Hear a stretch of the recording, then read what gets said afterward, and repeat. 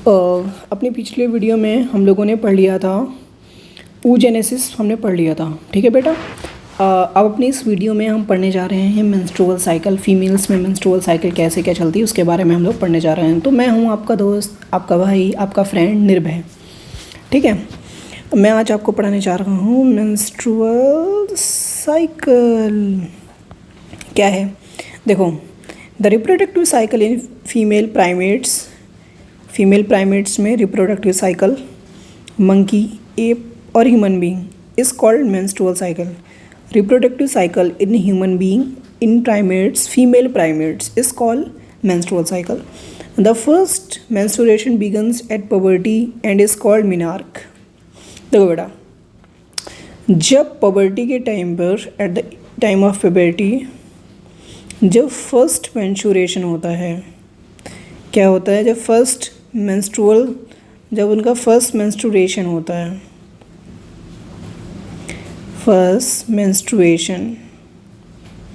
जब first menstruation होता है तो इसको बोलते हैं menarche. Okay. In human females menstruation is repeated at an average interval of 28-29 days। जो menstrual cycle होती है अप्रॉक्स 28 से 29 डेज़ की होती है, ठीक। The cycle of events starting from one menstruation till the next one is called menstrual cycle। देखो भैया, एक menstruation हुआ मतलब एक बार ओवम रिलीज़ हुआ, फर्टिलाइज़ हुआ तो फर्टिलाइज़ हुआ, अदरवाइज़ डीजनरेट हुआ, ठीक है। तो एक ओवम रिलीज़ होने के बाद जो डीजनरेट हुआ, फिर उसके बाद अगली बार फिर से ओवम का जो ग्राफिकन फॉलिकल है उससे रिलीज़ होना और डीजनरेट होना, इन दोनों के बीच का जो टाइम पीरियड होता है that is known as menstrual cycle. Menstrual period बोलते हैं, सॉरी, इसको बोलते हैं मेंस्ट्रुअल पीरियड। और इस तरीके से साइकिल चलती रहती है, that is known as menstrual cycle. So simple, एक बार वो ग्राफिकल फॉलिकल से ओवम निकला, फिर बीच में कुछ टाइम पीरियड निकला, इसको मेंस्ट्रुअल पीरियड बोलते हैं। 28 to 29 डेज का होता है मेंस्ट्रुअल पीरियड। फिर उसके बाद फिर से यही होने लगता है। सो एक बार ये हुआ, फिर से यही हुआ, यानी कि एक साइकिल बन गई है, होता रहता है, तो बन गया menstrual cycle. Too simple. Okay बेटू, आगे पढ़ते हैं। One ovum is released ovulation during the middle of each menstrual cycle.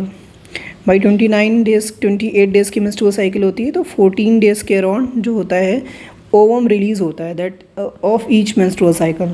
The major event of menstrual cycle are show in figure 2.9। अभी एक्सप्लेन करूँगा फिगर, पहले ये सब पढ़ो। The cycle start with the menstrual phase. When menstrual flow occurs it last for 3 to 5 days. देखो, Graafian follicle से ovum release हो गया और ये एंडोमेट्रियम बताया था ना, यूट्रस की लेयर होती है। क्या, कौन सी लेयर होती है? कौन सी लेयर बताई थी? एंडोमेट्रियम बताई थी। ये एंडोमेट्रियम बढ़िया मोटी लेयर हो गई है। किसके लिए मोटी हो गई है? किसके लिए मोटी होगी? यहाँ पे बढ़िया खूब न्यूट्रिशन वगैरह लगा हुआ है। किस लिए मोटी हो गई है? ताकि अगर यहाँ पे स्पर्म आए, इस ओवम से फर्टिलाइज करे, जो जाइगोट हो वो यहाँ पे इम्प्लांट हो पाए यूट्रस की इस लेयर में। इसके लिए यूट्रस के लिए रेडी थी, लेकिन भैया क्या हुआ, स्पर्म तो आया नहीं, तो ये एग डिजनरेट होगा और ये जो एंडोमेट्रियम की लेयर है ये भी डीजनरेट होगी। ब्लड फ्लो होगा। कहाँ से ब्लड फ्लो होगा? देखो ज़रा, जब हम बाहर से फीमेल जेनेटेलिया को देखते हैं, एक्सटर्नल जेनेटेलिया इसको बोलते हैं, तो यहाँ पे होता है यूरेथ्रल ओपनिंग, ऊपर एक पोर होता है, यहाँ पे मॉन्स पीबिस होता है, बताया हुआ है ये सब चीज़ें, यूरेथ्रल ओपनिंग। और यहाँ पे होती है वेजाइनल ओपनिंग, वीओ लिख रहा हूँ, वेजाइनल ओपनिंग। तो यहाँ से ब्लड निकलता है और ये सभी जो लेयर होती है डीजनरेट होकर के यहाँ से निकलती है वेजाइनल ओपनिंग से, ठीक। सो वहीं पर ये बोले मेंस्ट्रुअल फ्लो, एक बार अगर ये मेंस्ट्रुअल फ्लो स्टार्ट होता है तो 3 से 4 दिनों तक ब्लड फ्लो होता है वेजाइनल रीजन से, वेजाइनल पोर से, ठीक। The menstrual flow result due to breakdown of endometrial lining of uterus. बता दिया, ये एंडोमेट्रियम की जो लाइनिंग होती है ये डीजनरेट हो जाती है through vaginum and the blood vessels lining of uterus and its blood vessels which form liquid that come out through vagina, ठीक है। menstruation only occurs if released ovum is not fertilized। बता दिया, अगर ovum fertilised हो जाएगा भाई तो zygote बन जाएगा और वो इम्प्लांट हो जाएगा इस यूट्रस की एंडोमेट्रियम वाली लेयर पे। लेकिन अगर फर्टिलाइज नहीं हुआ तो वो डीजनरेट हो जाएगी एंडोमेट्रियम की लेयर और ओवम भी डीजनरेट हो जाएगा तुम्हारा। लैक ऑफ मेंस्ट्रुएशन में बी इंडिकेटिव ऑफ प्रेगनेंसी। अगर मेंस्ट्रुएशन नहीं हो रहा है अगर आपका प्रबर्टी का टाइम हो गया है और मेंस्ट्रुएशन नहीं हो रहा है आपका, तो इसका मतलब प्रेगनेंसी का वो इंडिकेटिव है, प्रेगनेंसी का साइन है। लेकिन अगर मतलब कि अगर मेंस्ट्रुअल साइकिल नहीं चल रही है, पीरियड्स नहीं आ रहे हैं, तो इसका मतलब ये नहीं है कि सामने वाला प्रेग्नेंट ही है। उसके कई और रीज़न भी हो सकते हैं, जैसे कि it may also be cause due to some other underlying cause like stress, poor health. Stress वगैरह की वजह से, हार्मोनल चेंज वजह से होता है। इस वजह से कई बार मेंस्ट्रुअल साइकिल डिले कर जाती है काफ़ी दिनों तक। The menstrual phase is followed by the follicular phase. Follicular phase क्या होता है बेटा? फॉलिकुलर डेवलपमेंट बताया था ना, primary follicle, secondary follicle, tertiary follicle. इसके पहले वाले वीडियो में पार्ट 4 में बता चुका हूँ सब चीज़। During this phase the primary follicle in ovary grow to become a fully matured Graafian follicle. Primary follicle से टर्शरी सेकेंडरी फॉलिकल बनती है, सेकेंडरी फॉलिकल से टर्शरी फॉलिकल, टर्शरी फॉलिकल से एक फुली मेच्योर्ड ग्राफिकन फॉलिकल बन जाती है। Simultaneously the endometrium of uterus regenerates during proliferation. जैसे कि ये फर्स्ट टाइम पे जो मेंस्ट्रुअल पीरियड हुआ, जो मेंस्ट्रुअल फ्लो हो गया, ये जो यूट्रस की लेयर थी ये डीजनरेट हो गई। सो इन जो ये मेंस्ट्रुअल पीरियड होता है, इसमें क्या होता है, ये यूट्रस की लेयर फिर से डीजनरेट होती है, फिर से लेयर पे लेयर फैटी एंडोमेट्रियम जो होती है ग्रो कर जाती है इस तरीके से, जिसको बोलते हैं स्ट्रेटम फंक्शनलिस। स्ट्रेटम फंक्शनलिस बोलते हैं। एंडोमेट्रियम की 2 सब लेयर होती हैं, स्ट्रेटम बेसलेस जो यहाँ पे होता है, and the second one is that is known as stratum functionalis, जो sorry for the background voice, जो डीजनरेट लेयर होती है that is stratum functionalis, and जो स्ट्रेटम फंक्शनलिस को ग्रो करती है दैट इज स्ट्रेटम बेसलेस। ठीक है। These change in the ovary and the uterus are induced by change in the level of pituitary and ovarian hormone। ये सभी चीज़ें जो होती हैं वो हार्मोनल चेंज की वजह से होती हैं, हार्मोनल डिसबैलेंस की वजह से होती हैं। बेटा देखो, अगर तुम मुझे यहाँ पर बोलो कि ग्राफिकन फॉलिकल का डेवलपमेंट सिखा दूँ, that is not possible in this video, because मैं वो पहले ही सिखा चुका हूँ, लेकिन मैं थोड़ा थोड़ा बता दे रहा हूँ आपको। प्राइमरी उस साइड जो होता है आपका, वो जो उस साइड होती है इसके बाहर कवरिंग होती है, that is known as follicle. उस फॉलिकल के डेवलपमेंट को ही ग्राफिकन फॉलिकल डेवलपमेंट बोलते हैं। ठीक है, फॉलिकुलर डेवलपमेंट बोलते हैं। बस इतना बता सकता हूँ मैं तुम्हें।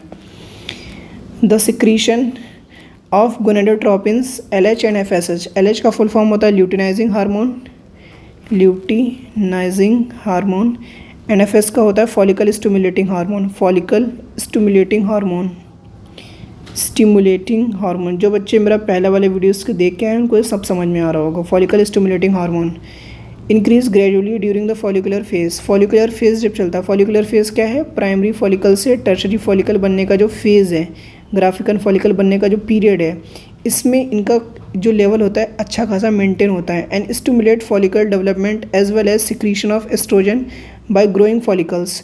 जो फॉलिकल्स ग्रो कर रही हैं, टर्शरी, सेकेंडरी, ग्राफिकन फॉलिकल, ये एस्ट्रोजन के लेवल को इंक्रीज कर देती हैं, that is necessary for the follicular development. Both LH and FSH peak level in the middle of the cycle 14 day के around. LH luteinising hormone and follicle stimulating hormone, follicle stimulating hormone, ठीक है, इनका level जो है बहुत ही ज़्यादा हो जाता है, that is a pituitary hormone. Okay, इनका जो लेवल होता है बहुत ज़्यादा हो जाता है LH एंड FSH का। ठीक है। Rapid secretion of LH leading to maximum level. जब एक 14 डे पे LH का लेवल बहुत ज़्यादा बढ़ जाता है, that is known as LH surge बोलते हैं इसको। Induce rupture of Graafian follicle and thereby the release of LH क्या होता है? ल्यूटिनाइजिंग हार्मोन बोलते हैं इसको।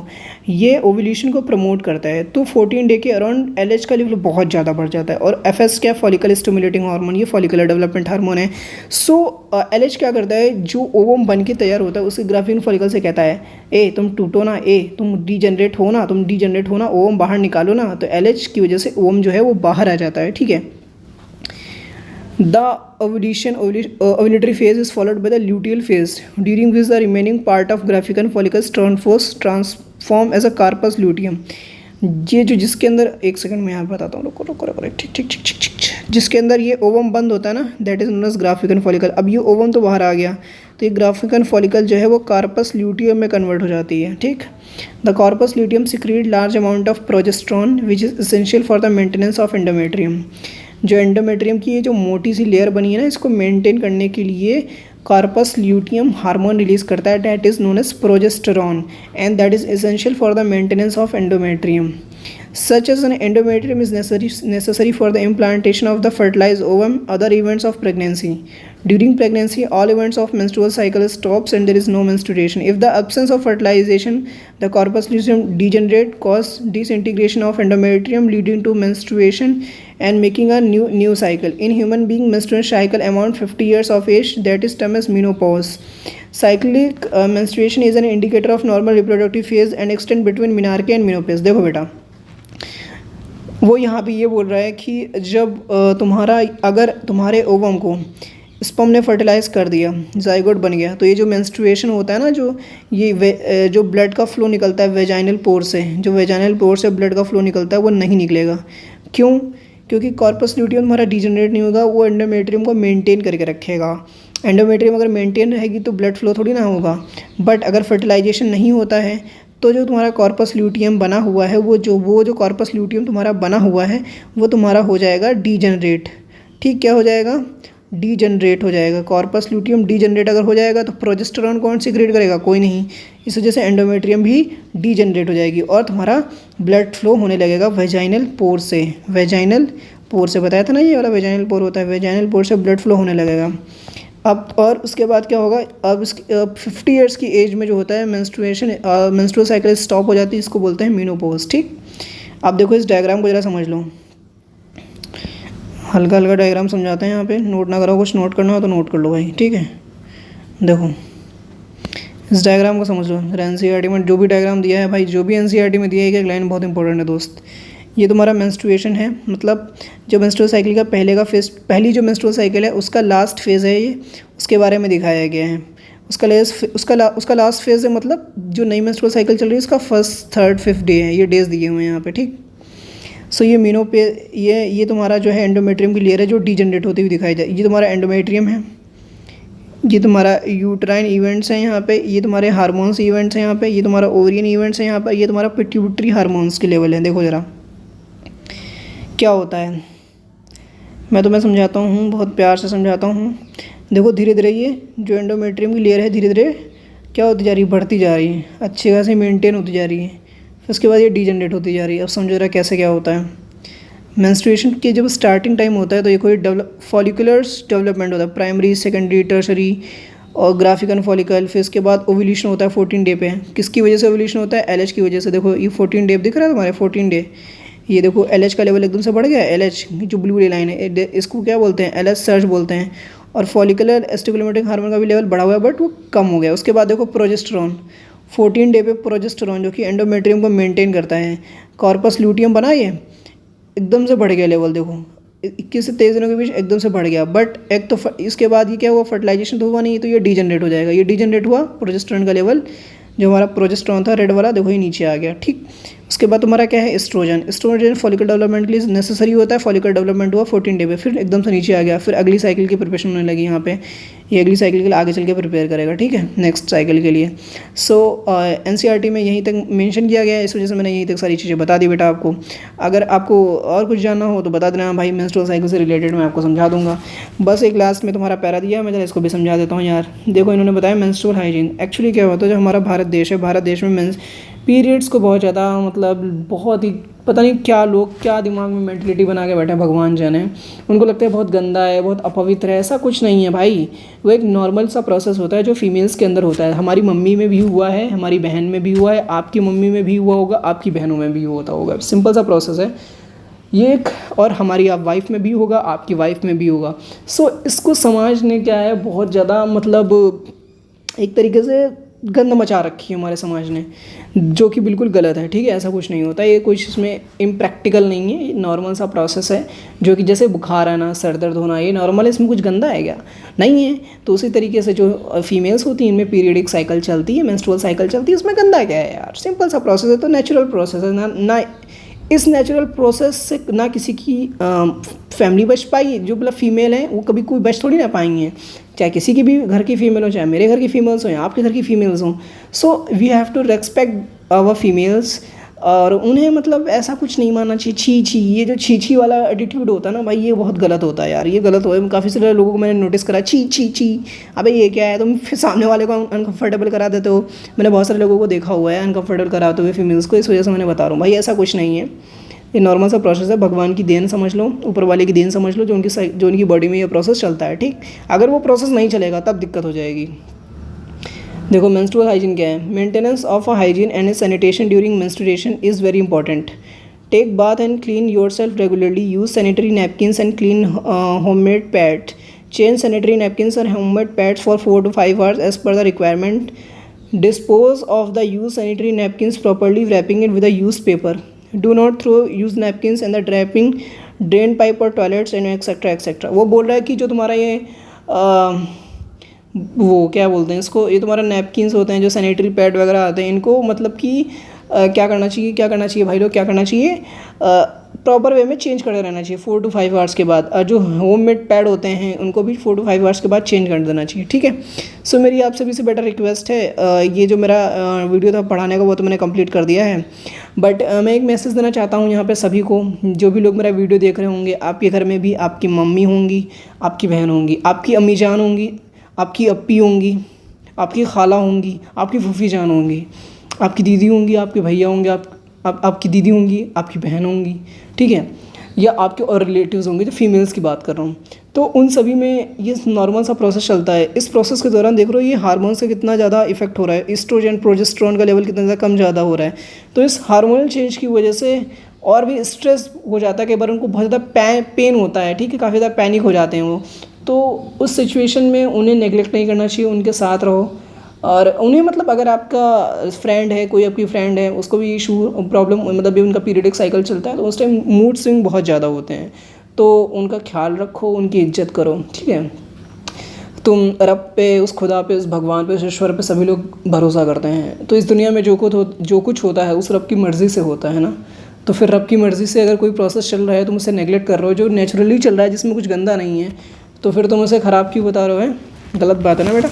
सो आज का वीडियो बेटा मेरा यहाँ पे यहीं पे कंप्लीट होता है। अगर आपको मेरा ये वीडियो अच्छा लगा तो वीडियो को लाइक कर दीजिए, चैनल को सब्सक्राइब कर दीजिए। तो पहले कभी बोला नहीं, मैंने बोला है, मतलब बहुत पहले बोला है, अभी रिसेंटली नहीं बोला चैनल को सब्सक्राइब करने के लिए। उस चैनल पे सब्सक्रिप्शन बढ़ नहीं रहा भाई, मतलब 14 ही है यार, सो बैड।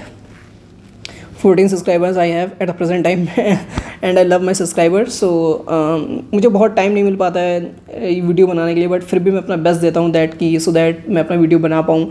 ज़्यादा से ज़्यादा टाइम निकालता हूँ, जैसे मुझे टाइम मिलता है तुरंत मैं अपना टैब खोल के बैठ जाता हूँ कि भाई बच्चों को पढ़ाना है, ये वीडियो बनाओ, क्योंकि मेरे पास कंटेंट तो दिमाग में बहुत सारा है, बट उसको इस पर उतारने में थोड़ा टाइम नहीं हो पाता है। लेकिन फिर भी मैं अरेंज करता हूँ टाइम अपने बच्चों के लिए, because I love my students and I care about my students. So my dear students, just मेरी एक आपसे रिक्वेस्ट है कि आप अपनी दिलो जान से मेहनत करें, आगे बढ़ें और अपना नीट यूजी का जो एग्ज़ामिनेशन है उसे क्वालिफाई करें, और वन ऑफ द जो टॉप रैंक है आप लेकर के आएँ। और बायोलॉजी में 360 में से 360 लेकर के आएँ, जूलॉजी में 180 में से 180 लेके आएँ, बॉटनी में 180 में से 180 लेके आएँ, फिजिक्स केमिस्ट्री ये से भी अच्छा करें, प्रैक्टिस करें और अपने ड्रीम मेडिकल कॉलेज में जाएँ, जो भी आपका ड्रीम मेडिकल कॉलेज है, एम्स न्यू दिल्ली।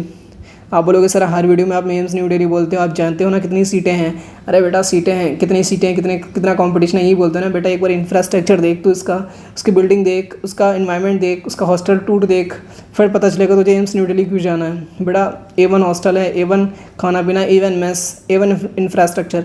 सो ज़्यादा से ज़्यादा हार्डवर्क करो। मेम्स और एम्स तुम्हारा AFMC arm force medical college Pune, AIIMS Kalyani, AIIMS Raebareli, AIIMS Gorakhpur, KGMC Lucknow, BHU and जो तुम्हारा एम्स जम्मू एंड कश्मीर में जो नया खुला हुआ है वो, और बहुत सारे और भी मेडिकल कॉलेज हैं, ऑटोनोमस मेडिकल कॉलेज। तो जी जान से हार्ड वर्क करो और अपने ड्रीम मेडिकल कॉलेज में जाओ, MBBS करो।